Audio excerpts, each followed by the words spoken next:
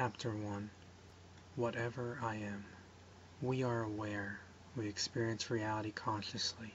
We interact with reality, and reality reacts to us and interacts with us.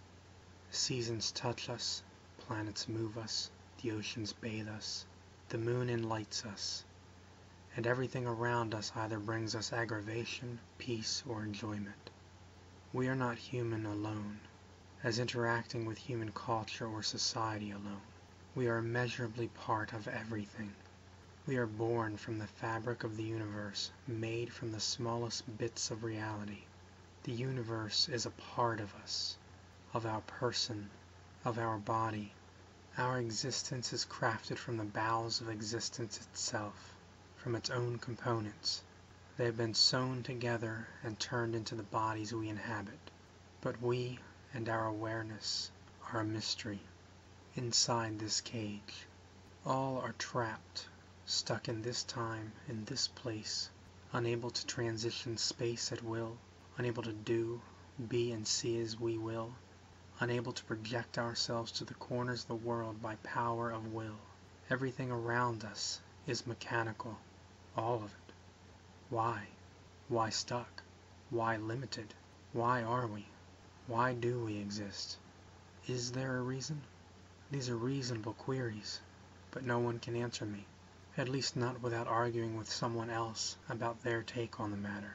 Why has the truth abandoned us? Man without truth is like a caged animal pitted against another caged animal. Viciously they will fight each other, neither improving the situation. Ignorance. Ignorance is inherent. The ability to reason, deduce, and problem solve is also inherent. Questions and answers. I don't believe that any question exists without an answer. The answer may not immediately be comprehended, but it does exist. I believe that all questions and all answers are equal to the same product, that product being the equivalent. I believe that reality in whole is home to all existence, and therefore is home to all fact. That makes all fact reality, and states that unknowns are facts not yet realized by human consciousness, but otherwise still fact. Missing pieces. To seek what is and divide it from what is not is a part of being human. It's a conscious ramification, an instinct forced on us by the mystery of our being born without the answers. I didn't ask to be here. I was born into a world I did not create, subject to laws existent in the universe before my own existence began. I was given no choice for parents or siblings. I had no part in the genetic construction of my own body. Crippled or deformed, I had no choice. To what part of the world I would be born, and the leaders therein, I had no choice. Nor had I choice for what I would be taught by those here on the earth before me. That my infant and adolescent self would be dependent for survival on those mentally and physically matured to the world, that had I no choice in. At no time over any detail concerning my birth did I have voice. I did not ask to be here, yet here is where I am, abandoned at birth. To realize myself and make manifest my internal being into this external world is the challenge that being born stranded me with. Till death. We're dying. Every breath we take is a step toward death. We can't help it. We can't stop it. Not breathing isn't an option, but a waste of precious time. It forces my recognition and my respect. It demands a certain level of attention, compelling me to explore the questions of self. Who am I? And what do I believe? And is what I believe true? I have one life, a set number of breaths, and only one chance to be and do whatever it is I will be or do. Life, lifelong. I have a certain but unknown frame of time to which I will be. That course, its navigation and destination are mine to answer. Its longevity, being however long I shall exist, is mine to travel, but not fully mine to decide. That includes all circumstance and situation and stimulus that make contact with my presence, not just my own self-induced response and interaction. What that means is that it will always be me, and my life, and my decisions, and my person, and my well-being. The dark death. To embrace ignorance is to die a dark death, giving self to nothing. I don't want to give my life and my soul to the dark of ignorance. I want to know, moment last, that what I have spent my life believing to be true is true, not a lie lifelong embraced. Who am I? Each person is born an individual having the power of free will. With it comes profound obligation of being self-consciously aware of our own beliefs and opinions, and the consequence to our choices and actions. To ignore the power and responsibility of free will is itself a choice, chosen, and not an only human handicap. We are human. We are power. We are choice. We are the one possible future answer of self and strength of soul that will ever exist to us. Self is a variable equation. Who we are is an open question that because of choice must be closed. Option mandates direction. Direction mandates selection. Selection mandates choice, which leaves no other choice but to choose. An intimate process. Self-declaration is a form of personal interrogation, in which we communicate with our self-conscious, reason and evaluate the surrounding world, and then make appropriate decisions based on our findings and how they relate to our own well-being. Self is a riddle of choice. Question meets answer. Go left or go right. Morally, psychologically, physically. Every time we have to choose, we ask ourselves, who am I? And every time we've chosen, we've answered, what am I? My mind is superficial, the go-between will and action. My body is unimportant, does what I say and isn't me, so I must be neither mind nor body, and yet I control both mind and body, making me some kind of living control, some kind of living power. If there is any such thing as a soul, then I must be that very thing, a soul. I am more than a name. What power has a name? It's a label for others to address and identify us. It's what they say when they talk about us. It's a tag, our designation from birth. We wear it like collars, like stamped property. It does nothing more, accomplishes nothing more, cannot speak for us and say, this is who I am, or this is what I believe. It fails to have life of its own. I, who I am, is alive. I am living. I have thoughts and dreams and emotions. I am a person. I am a soul. I am more than a name. I am more than animal. Mankind shares all the basic senses of awareness that our cousins in the animal kingdom have. Sight, sound, taste, touch, smell, memory of experience, and emotional self-consciousness. But it is our intellectual and spiritual awareness that sets us apart.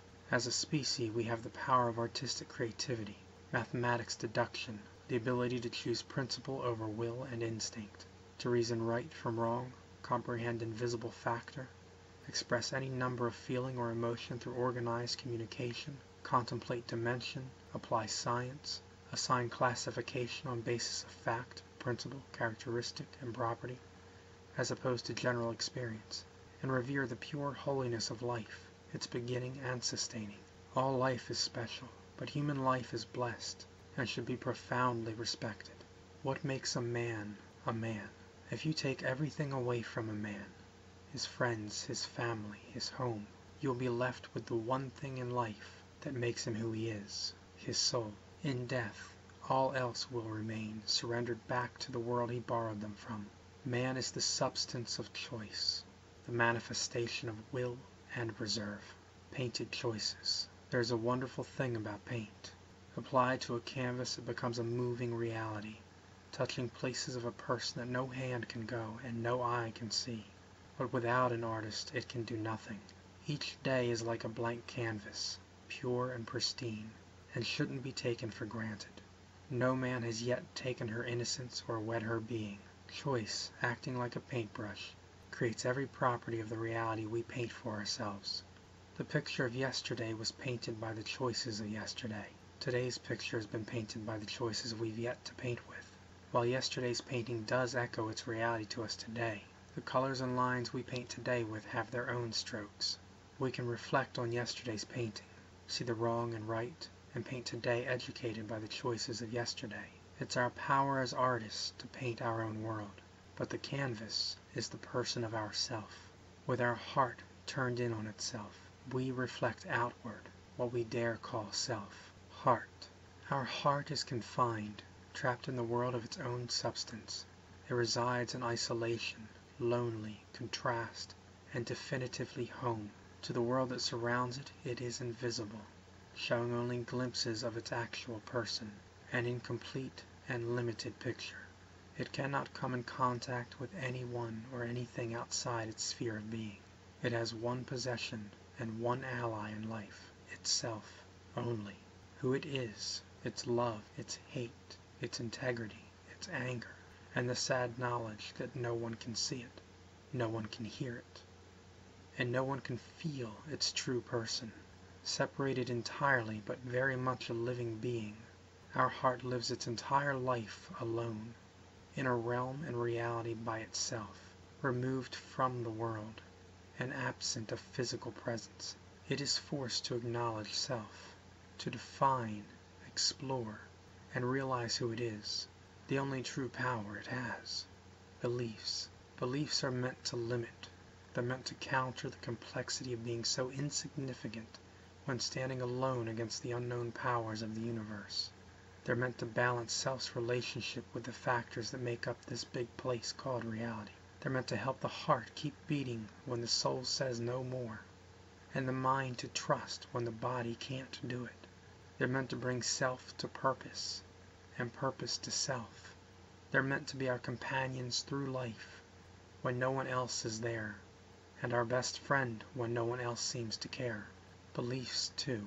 You can believe based on your senses, but those are limited to self. You can believe based on factors, but those are limited to the difference between what is known and what is not. But either way, you face limitations, and will still have questions left to ask and answer. I believe it must be found, and that it is already, if I know it or not. And because it is, it exists, and I exist.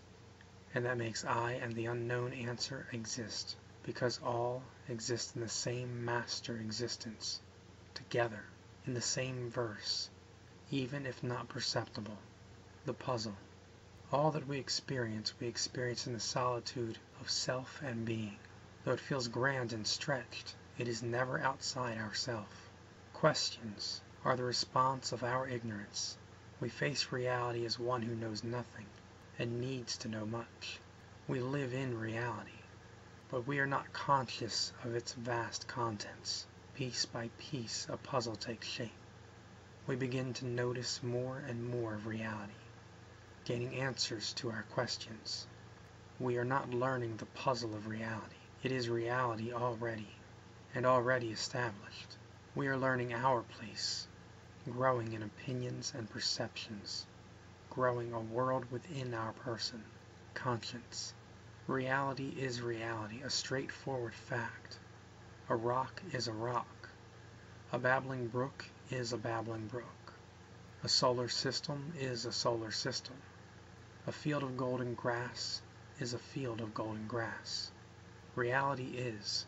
It has no argument.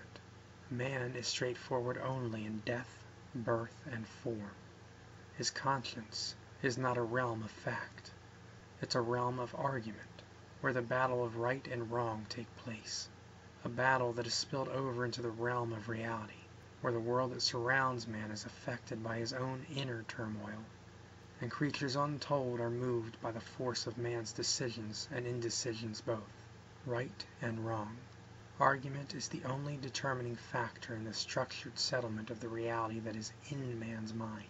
It cannot be solved by ration or reason alone, elements of argument themselves.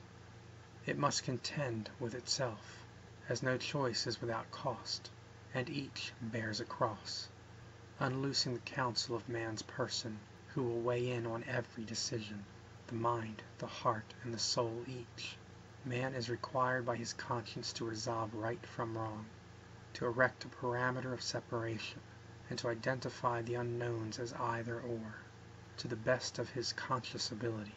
The conscience is an aspect of consciousness that is aware of the effects and outcomes of actions upon self, others, and reality, as potentially harmful or beneficial. It recognizes that self is able to purpose harm, intend benefit, and or be self-concerned instead. Conscience is a graphic file system of category and index that evaluates everything all the time, like an antivirus program, to the point of keeping self from an ignorance of his or her actions.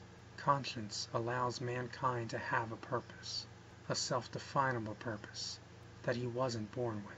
We are required. We are required not by self, but by requirement. It exceeds us, surrounding us in every direction, with its origin not in the person of man. We are required to act. Action is required any time choice or temptation are present to us. Action is our response, often the reflection of dominant natures. But not all responses are the expressions of private will or nature. We are required to choose. We can choose. We are not obligated to be selfish. We can elect. We can cause. We can sacrifice. By conscious design, we can put the welfare of others before ourselves. We can set into motion repercussions, intentions, and circumstances that benefit others, and cause for sake of the cause. We are required to be. To be cause is cause. By being the essence of the motion that is our will and that is willed, we are required to reject. We can choose the correct things of God over our own will. We can reject will. We can reject self. We can reject nature, with strength effective and thorough, to the overflowing of natural chains. We are required to war. Man is a creature of opposition and war with himself, and able to be one person at any one time, self or self-successor. He cannot exceed the moment, and he cannot escape the responsibility of his expression in person to the defining of who he is, in the essence of the moment, as it is required of him to be. Principle. Principle is his dwelling place. Fear is his dwelling place. Belief is his dwelling place. Responsibility is his dwelling place, and he must choose where he will dwell, even if it is to run from all requirement, in his indecision and in his fear. We are not excused. We cannot impede requirement. It remains, and it continues to require us, despite our will, despite our objection, despite our deception, despite our various degrees of apathy, despite our many forms of camouflage. The complex universe of personal reality. The mind is manifest into consciousness from nothing. Void is rich, in contrast to its essence. It has nothing of substance or inheritance. It is finite, non-existent if not for its sensitive recognition to an awareness that will be known forever as self. From its start, self-awareness is defeated. It is overwhelmed, and it is devastated. Human awareness is a landscape of disaster, filled with the broken and charred remains of a pre-existent reality. Full-scale battles rage upon its crumbled ghost. Fierce and countless wars fought in fractions of a second, that pit man's own thoughts and feelings against themselves. Awareness is a reality, and that reality is unique within man to the individual. All of humanity is aware, a machine-like quality, if not for personality, as all can be aware individually, but it is our personal awareness that separates the generic fact of awareness from private interpretations, intuitions, and objectives. There is individual awareness, and there is personal awareness. Individual awareness. It is a technical overlay to our understanding that differs from personal understanding. Individual awareness is an impersonal observation of what is, facts, factors, and all manner of tangible realities that require nothing of sentiment, judgment, or reflection. It's the view from practical and technical vantage points. Personal reality. It is the truth of man's conscience, his heart, his soul, his feelings, his life. It is the world within as he sees it, and not as it is without him. Man is not capable of knowing the universe, all within it, and the truth of self. Instead, he is forced to recognize patterns and aspects, note relationships between things, and interpret those notes and those recognitions, and figure out who he and she is. It's a mostly straightforward task that merely manages the facts of reality as they've been observed. But the challenge is in the essence that inhabits reality. Reality is not lifeless. It's full of life. It's not straightforward. It's moving. A universe that's born anew every second of every day, by consequence, circumstances, and truths. Consequence is the result of effect, and effect is the property of no one. It is as limitless as the sky, stretching from eon to eon, with benefit and gain a possibility, and with harm and destruction a possibility. Possibility is a variable, a free roaming variable, that upsets the scale of static reality, and introduces the need of human awareness to alter its perception, changing technical observations into careful consideration. From this meditation and this experience, man propagates a mental model of reality, a tree of rules, laws, morals, and relationships, representative of observed and anticipated consequences and possibilities. Man is not an element of awareness that is tuned into the expanse of existence. He is an isolated consciousness, with only his awareness to reality, alertness to detail, intuition, and deduction to aid his stance, a crutch that man can shift a portion of his weighted person to. Reality. Reality is a single fact, in any direction multiplied or divided, layer within layer within layer, interacting and reacting with and to the infinity of reality's substance. Reality is a fact, whole and inhabited. It is an untouchable wall of black mystery that humanity cannot conceive or understand. Relevant reality. Man is reality. He becomes it. His mind and his person introspectively create an internal montage of existence that changes to accommodate the changes in reality itself. The mind relates itself to reality and reality to it, where the two are factually indifferent, rendering relevance and associating preference, prerogative, and value. His person, alerting the facts of cold reality to include private personality, instituting the world of personal reality, the only reality that he can perceive, as he experiences it, interprets it, and interacts with it. What surrounds man is infinite, and what man knows is equally infinite. Nothing. He is as he is born, lost in the endless universe of his own ignorance. Personal reality is man's only compass, his only truth.